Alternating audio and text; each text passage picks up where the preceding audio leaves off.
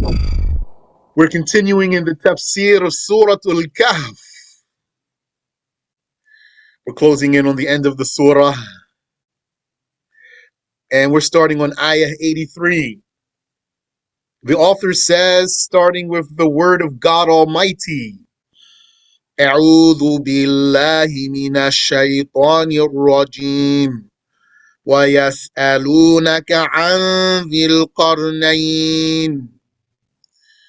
And the Jews ask you, Muhammad, about the Yemeni named As-Sa'd, also called Dhul Qarnayn.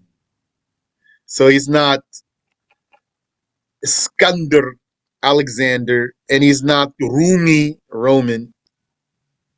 He's Yemeni, which means he's Arabi. He's Arab man. And he was one of the Tababi'ah, the old Yemeni kings. He was the most famous one. His name was As-Sa'd, and his nickname was Dhul Qarnayn, the one who has two qarns. Could be that he had two braids. It could be that he lived for 2 millennia. It's 2,000 years. And other things were said. Why it's called Dhul Qarnayn. قُلْ سَأَتْلُو عَلَيْكُمْ مِنْهُ ذِكْرًا. Say, Muhammad, I shall recite to you concerning him a chronicle. I shall chronicle some of his events for you. Yani, according to what was revealed in the Quran. I will recite ayahs of the Quran that chronicle his story. إِنَّا مَكَّنَّا لَهُ فِي الْأَرْضِ وَآتَيْنَاهُ مِنْ كُلِّ شَيْءٍ سَبَبًا. Indeed,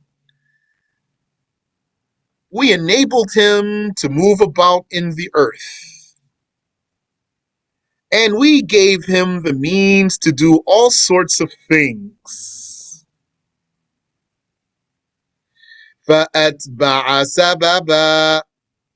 So he took a westward path. Yani, he went to the west. حتى إذا بلغ مغرب الشمس وجدها تغرب في عين حمئة.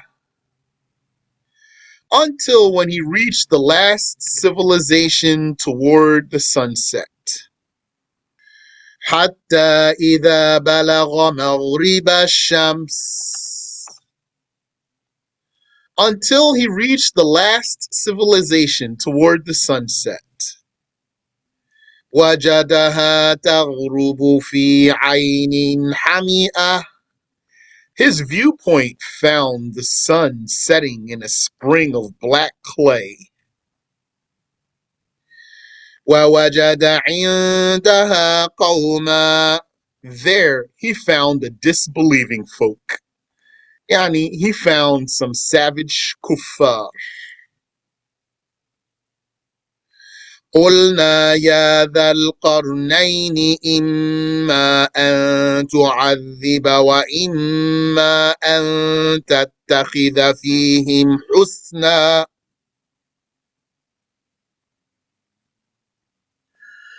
قُلْنَا يَا ذَا الْقَرْنَيْنِ إِمَّا أَن تُعَذِّبَ وَإِمَّا أَن تَتَّخِذَ فِيهِمْ حُسْنًا.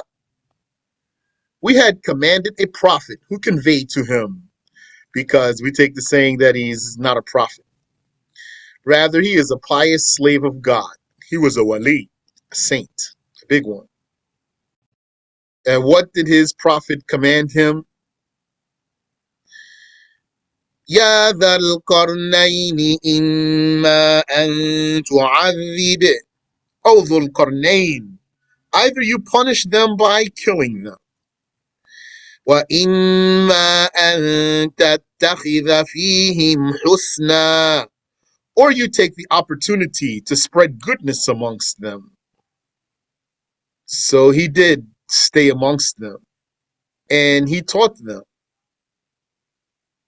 قال أما من ظلم فسوف نعذبه ثم يرد إلى ربه قال أما من ظلم فسوف نعذبه. He said, concerning whoever is unjust by adhering to paganism, then we shall punish him, we shall slay him. ثم يرد إلى ربه. Because Dhul Qarnayn had an army. So he was going, spreading Islam. It's something some people don't understand. They have in their minds, they think that anybody should be able to do anything they want to do. As long as you don't hurt anybody else, then everything's fine. But this is not the case. Allah Ta'ala, He never sent any prophet who gave people the choice to do whatever they wanted to do. No prophet told the people, oh, people, do whatever you want to do as long as you don't hurt anybody. Rather, all of the prophets, they came saying, you must be Muslim. You must follow the religion of God. Even if somebody says, I don't submit to that, they were Muslims, we still can say all of the prophets came commanding the people to follow the laws of God. And there's no prophet who told the people they can do whatever they want to do and be any religion they want to be and behave any way they want to behave.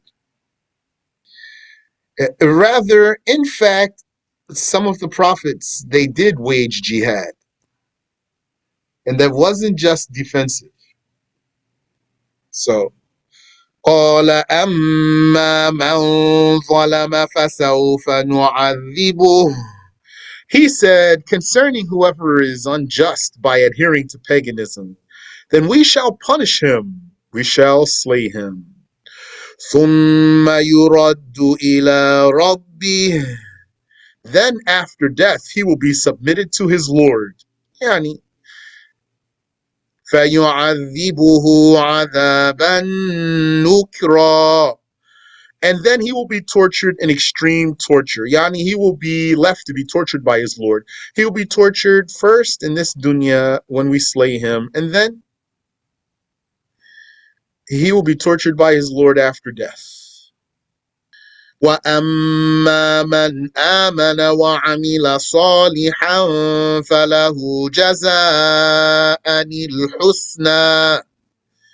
And as for whoever believed and did good deeds, then his is paradise as a payment. فَلَهُ جَزَاءً الْحُسْنَى أي له الحسنى جزاء. Then his is paradise as a payment, as a reward. Al-Husna is paradise. That's one of the names of paradise. Al-Husna, which means the best. Husna is feminine of Ahsan. Ahsan means best. It's superlative form. Husna is feminine superlative. So, for example, Akbar means greater or greatest. So the feminine is Kubra, and A'zam means greater. So the feminine is Uzma, and A'lam, more knowledgeable. So feminine would be Ulma. So here, Ahsan, best, that's masculine. Husna, that's feminine.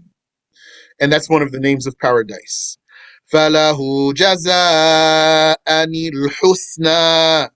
Then his is paradise as a payment. وَسَنَقُولُ لَهُ مِنْ أَمْرِنَا يُسْرًا. And we shall command him in an easy way, with easy rules. So he stayed amongst those people in the West for some time, spreading goodness amongst them and teaching them. ثُمَّ أَتْبَعَ سَبَبًا. Then he took an eastern path.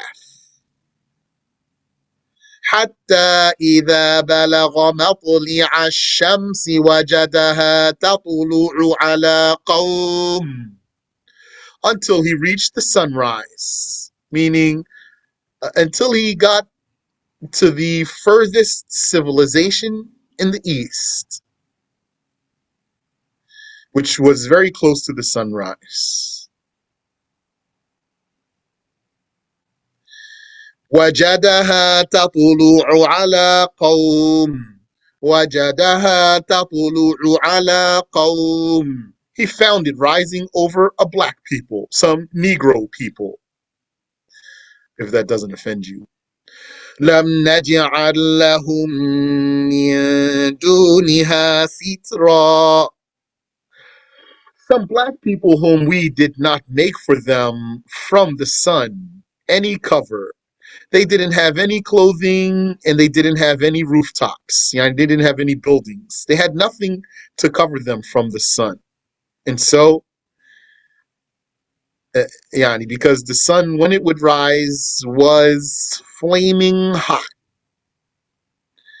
So they had to live in tunnels. They had tunnels that they would use to escape from the flaming hot heat of the sun, from the flaming heat of the sun, until the sun would pass. And when the sun would pass, then they would come out. كذلك, this is how great his affair was. Like that. كذلك, like that was Dhul Qarnayn. That's how his issue was. وَقَدْ أَحَطْنَا بِمَا لَدَيْهِ خُبِرًا. And we have indeed encompassed his situation. Whatever he had of machinery, forces, etc., we have encompassed it with absolute knowledge. ثُمَّ أَتْبَعَ سَبَبًا. Then he took a path. So from here, I don't know which way he went. He went as far west as he could go. Then he went as far east as he could go, and then from there he went somewhere. Allahu A'lam. حتى إذا بلغ بين السدين, until when he reached between the two mountains. They were two twin mountains. وجد من دونهما قوما. He found there a people. لا يكادون يفقهون قولا. A people hardly understanding a word. They could barely understand anything. قالوا يا ذا القرنين. They said, "Oh, Dhul Qarnayn," meaning they resorted to him. When they saw him and how powerful he was, then they went to him, and he could understand any language. What did they say to him? Inna ya'juj Inna ya'juj wa ma'juj mufsiduna fil ard. Certainly, the two tribes of Gog and Magog cause ruin in the land by pillaging us whenever they come. And these people are unstoppable. فهل نجعل لك خرجا على أن تجعل بيننا وبينهم سدا. And why they are so strong, those Gog and Magog people? Because one of them won't die until he gives birth to 1,000 sons. And it's said that all of them are fighters or warriors. So that means they have very large population and they live for a long time. It is said that these Gog and Magog people are Turkmens type of person. Not just like the Turks, who, from Turkey. Even the Turks, those were tribes in Europe, some European tribes, the Turks. There's a word which is Turkmen. So Turkmen is broader than just the Turks that we might know of today. But they say the same word in Arabic, Turk, at-Turk. The Turks, or Al-Atrak, the Turks. That's the name of a tribe. It's Turkmens. قالوا يا ذا القرنين إن يأجوج ومأجوج مفسدون في الأرض. They said, "O Dhul Qarnayn, certainly the two tribes of Gog and Magog cause ruin in the land." And they are descendants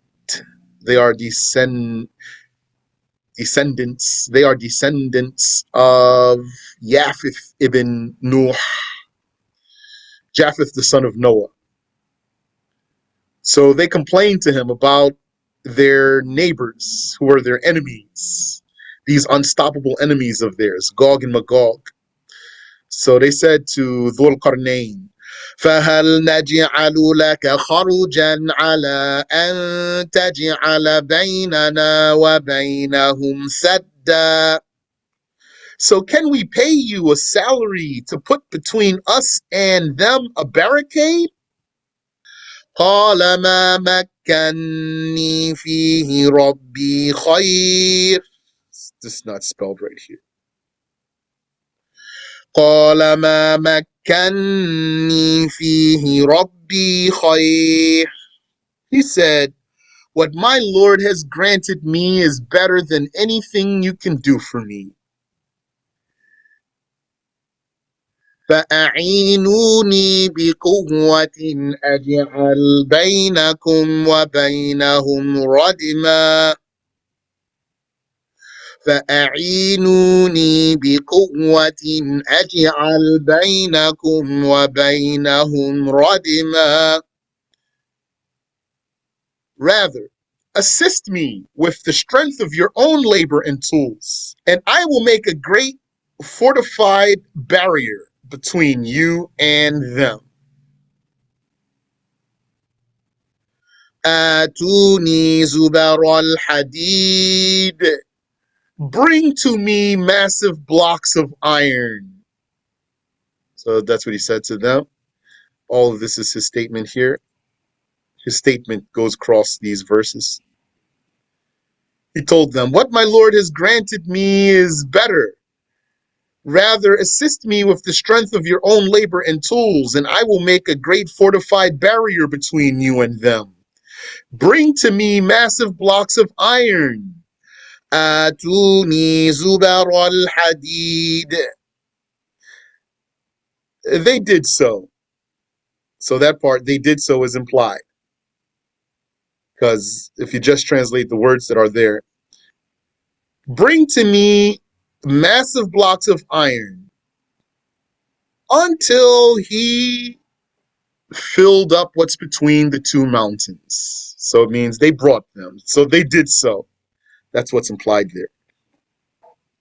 Atuni zubar al-hadid. Bring to me massive blocks of iron. And then they did so. حتى إذا ساوى بين الصدفين قال.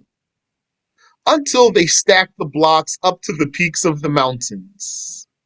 قال انفخوا. He said, ignite the fire and blow it with the bellows. حتى إذا جعله نارا. So they did that.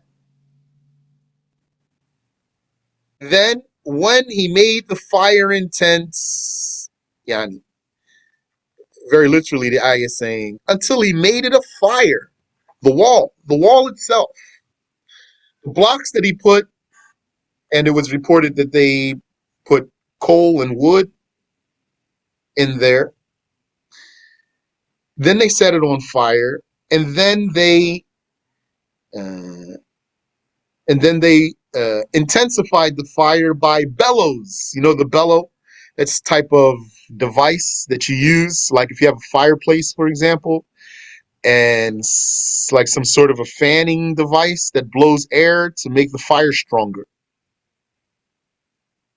It's like has two handles. If you had a handheld one, has two handles. You just press them together to blow the air out, and you pull them apart, and then you press them again and blows the air out. So they had some sort of bellows, probably were big. So they put the blocks between the mountains, then they set it on fire, and then he told them, Unfuhu. So he told them, blow, yani, use the bellows on this fire.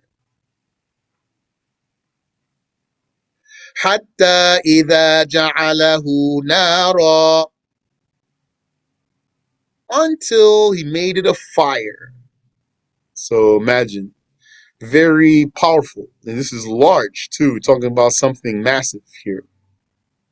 Subhanallah wa bihamdi. قال آتوني أفرغ عليه قطرا.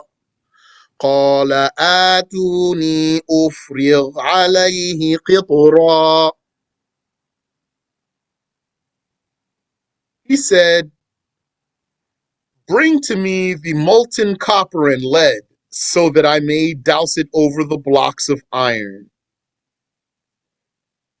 So then, when he did that, those original blocks fused together from the intensity of the heat. And then it cooled off, and the result was a massive wall between two mountains, a metallic wall, like a dam. فما استطاعوا أن يظهروه وما استطاعوا له نقبا. This tat shouldn't be here. فما استطاعوا أن يظهروه وما استطاعوا له نقبا. So Gog and Magog became unable to climb the wall. They could not scale it. وما استطاعوا له نقبا, and unable to pierce it. Yani, not easily. They weren't able to pierce it easily. They would pierce it after very hard work. Just to pierce it, we're talking about. Then you still got to keep digging. I mean, it's so hard. When they hit it, it's like nothing happens until they can finally chip it. And then they keep digging and digging, burrowing through that until they get to the other side. And then they make a hole from the other side, and the light shines through. And that's when they say, وَصَلْنَا غَدًا نُكْمِلُ. We've reached it. Tomorrow we will continue. And then they go back to wherever they came from. And then they come back the next day and they find that the wall is back again. Allah makes the pieces come back together, and it's as if they never did anything. And then they start all over again. And they do this work every single day. Until one day. قال هذا رحمة من ربي. Said Dhul Qarnayn, this barricade is a mercy from my Lord. فإذا جاء وعد ربي جعله دكا. And when my Lord's promise draws near, yani, when Judgment Day draws near, he will render this wall leveled. Yani, he will make this wall crumble. He will make this wall crumble.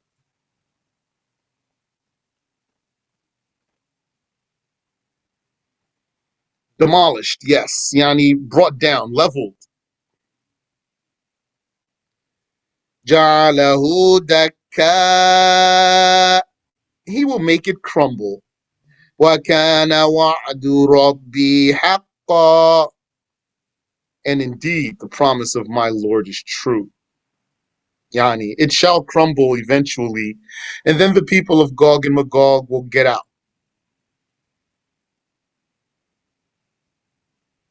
As it is reported, that's going to be at the time of Jesus. And when they come out, their escape is a major sign of Judgment Day. Yes. It was reported that the Prophet ﷺ delivered the message to these people, so they are accountable. When did he deliver the message to these people? He delivered the message to them on the night of Al-Isra wal-Mi'raj. That's one of the stops that he made with Gabriel. And they convey amongst themselves, that they always talk amongst themselves about the night when a man came to them. Out of all those years, I'm talking about before Moses, before Jesus, long time they've been there. Then Muhammad finally came, centuries. One day a man appears and talks to them, delivers a message to them. So they talk about that, how a man came to them, delivered and said something to them, which was the message. And I don't know exactly what did he say to them, but they are accountable because the Prophet ﷺ, he delivered the message to them, and they continue to convey that amongst themselves. But these people are very blasphemous. They don't love God. And they won't be able to breach the wall until they say, God willing. So how long is it going to take someone to say God willing? Centuries now, they still won't say God willing. One day they're going to say, tomorrow we will continue, inshallah, God willing. That's when they're going to come back the next day and find that the work that they did is still like it is. It wasn't restored. And then they're going to start working again, and then they're going to get out that day. That's when the wall crumbles. So well, let's stop here, actually. We can continue this part next week, inshallah ta'ala. Sadaqallahu al-azim. Allah knows best. Do you have any question I can answer for you? Shaykh, assalamu alaikum. Wa alaikum assalam wa rahmatullah. First off, طيب الله أنفسكم.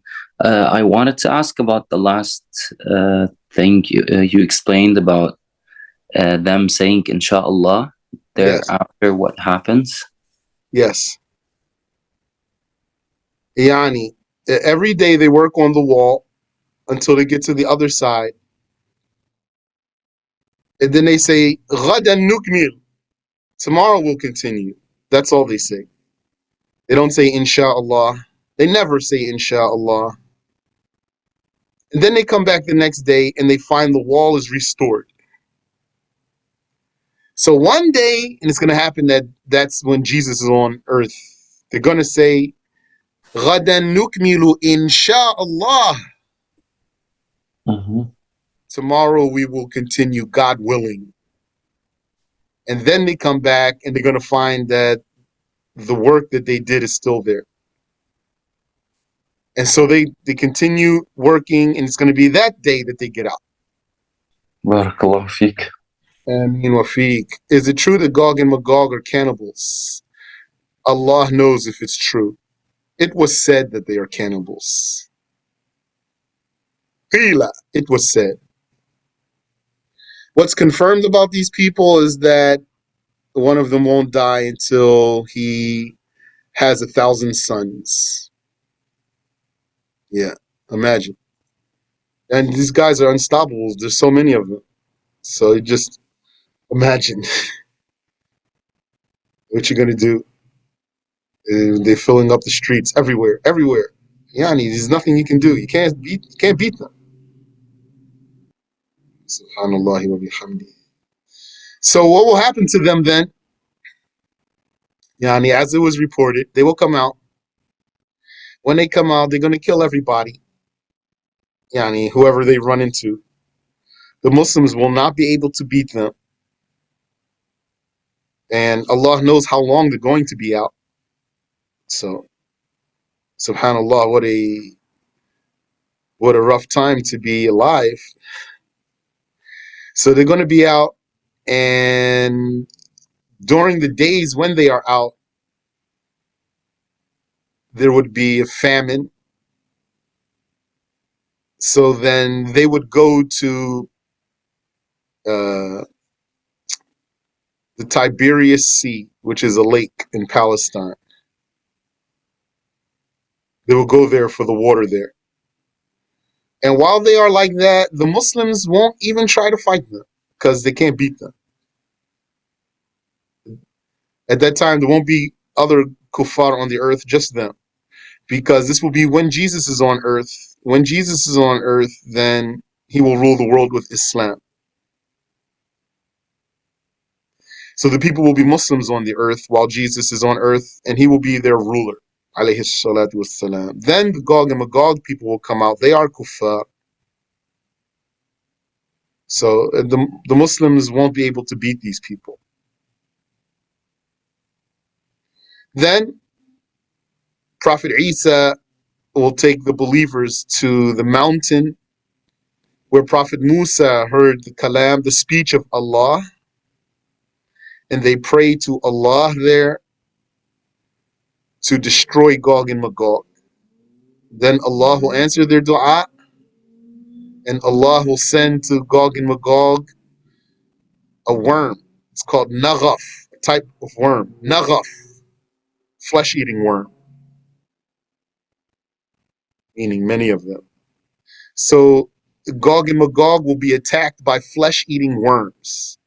Then these worms will dig into their necks. Al-iyadu billahi ta'ala. Think something's very horrible to see. La hawla wa la quwwata illa billah. And like this, those people will be killed. When those worms dig into their necks, then they fall to the ground. Gog and Magog, they will fall to the ground in a fit, and they die. And their bodies will be everywhere. And then their bodies will start rotting, and the Muslims will suffer.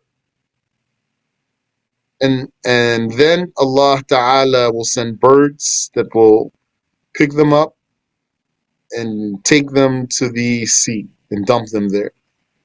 And then Allah will send rain that will wash away their traces. He said, do you have the hadith sanad of the tabligh of our Prophet to them on the night of Isra? Sanad? You want the chain of narration, or you just want the hadith? The level of the hadith. No, I don't have it. But you know what? These days, Sheikh Tariq, rahimahullah, he's reading the hadiths of Al-Isra wal-Mi'raj. Maybe there's something in there. Subhanallah wa bihamdi. Ameen. طيب, any other question? Sheikh, just a question about the tafsir. The asbab al-nuzul, like, is it mentioned in tafsir books, or do they have specific books for that? Both. Sometimes asbabul nuzul, which means the reason for the revelation, for those who don't know. The reason for the revelation. Something would happen, and then Allah would reveal an ayah, or the Prophet would say a hadith. That's called sababul nuzul. But when it comes to the ayah, sababul nuzul, the reason for the revelation. So they mentioned the sababul nuzul in the tafsirs. It's because they need to, because it helps you to understand the ayah, gives context. And also there's scholars who have authored books for sababul nuzul, asbabul nuzul, for the reasons of revelation. So that's different from the tafsir. Reason for the revelation is not exactly tafsir, but sometimes will help you understand the tafsir. Barakallah. I mean, wafi. Like Surat Al-Ikhlas, yes. That the Jews asked the Prophet why it was revealed, because the Jews asked the Prophet to describe his Lord. Yes. That's sababul nuzul, the reason for the revelation. Subhanaka Allahumma wa bihamdik. أشهد أن لا إله إلا أنت أستغفرك وأتوب إليك